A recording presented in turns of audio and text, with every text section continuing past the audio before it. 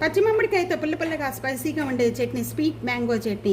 ఈ చట్నీ పూరి చపాతీలోకి రోటీలోకి వీటన్నిటిలో కూడా పిల్లలు లంచ్ బాక్స్లో పెట్టడానికి అయితే మెయిన్ చాలా బాగుంటుందండి. ఇది చాలా రోజుల వరకు కూడా స్టోర్ చేసి ఈ చట్నీ ఎలా తయారు చేయాలో చూసేద్దాం. ఇక్కడ నేను 4 మ్యాంగోలు తీసుకున్నాను. పచ్చిగా ఉండాలి.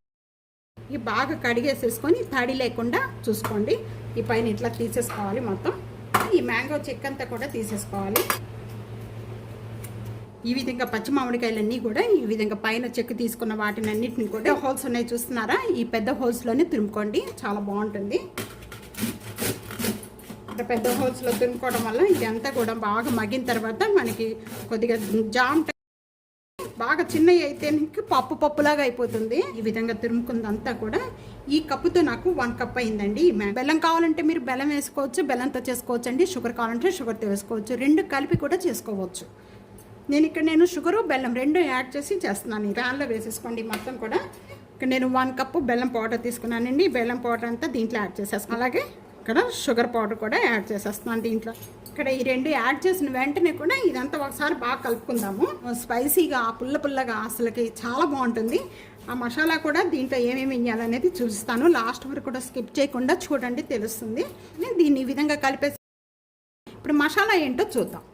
1 కిలో మ్యాంగోస్ తీసుకున్నానండి. 1 టేబుల్ స్పూను జీరా, ఒక 1/2 టేబుల్ స్పూను మెంతులు, 1/2 టేబుల్ స్పూను వాము, ఒక 1 టేబుల్ స్పూను నల్ల నువ్వులు, 1 టేబుల్ స్పూను సోంపు. ఇవన్నీ కూడా దీంట్లో ప్యాన్లో వేసేసుకొని మొత్తం లైట్గా వేయించుకొని పౌడర్ చేసి దాంట్లో యాడ్ చేయటం వల్ల స్పైసీగా పుల్లగా చాలా బాగుంటుందండి. ఇవి వేగుతూ ఉండగానే మంచి స్మెల్ వస్తుందండి. వేగిన తర్వాత యాడ్ చేసేస్తున్నాను. ఇంకా స్టవ్ ఆన్ చేసేసుకొని అయిపోయిన తర్వాత మిక్సీ జార్లో వేసేసుకొని మనం పౌడర్ చేసుకోవాలి. స్టవ్ ఇప్పుడు ఆన్ చేస్తున్నానండి. ఇప్పుడు మనం కలుపుతూ వీటిని ఫస్ట్ ఒక 2 మినిట్స్ వరకు కూడా దీన్ని హై ఫ్లేమ్లో పెట్టేసేసుకొని కలుపుతూ కుక్ చేసుకోండి. దీంట్లో వాటర్ కానీ ఏమి కూడా యాడ్ చేయకూడదండి. తప్పకుండా ఇదే విధంగా ట్రై చేయండి. ట్రై చేసి మీకు ఎలా ఉందనేది నాకు కామెంట్స్లో తెలియచేయండి. కామెంట్స్లో తెలియచేస్తేనే కదా ఏదైనా తెలుస్తుంది. తప్పకుండా కామెంట్స్లో తెలియచేస్తూ ఉన్నాం కాబట్టి తొందరగా అయిపోతుందండి. అసలు ఒక 10 మినిట్స్లోనే మనకి మ్యాంగో చట్నీ రెడీ అయిపోతుంది. ఇలా పాకం వస్తూ ఉండగా మనకి అప్పుడు లో ఫ్లేమ్లో కానీ మీడియం ఫ్లేమ్లో కానీ అడ్జస్ట్మెంట్ చేసుకుంటూ ఉడికించుకోవాలి. 1/4 టేబుల్ స్పూన్ సాల్ట్ యాడ్ చేస్తున్నాను, బ్లాక్ సాల్ట్. 1/2 టేబుల్ స్పూను మామూలుగా మనం రెగ్యులర్గా యూజ్ చేసుకునే సాల్ట్, 1/2 టేబుల్ స్పూన్ పసుపు, 1 table spoon red chilli powder. ఇక చూడండి, నేను ఇక్కడ ఈ స్పూన్తో ఇదంతా కూడా యాడ్ చేసిన వెంటనే కూడా ఒకసారి ఇదంతా బాగా కలిపేసుకున్నాము.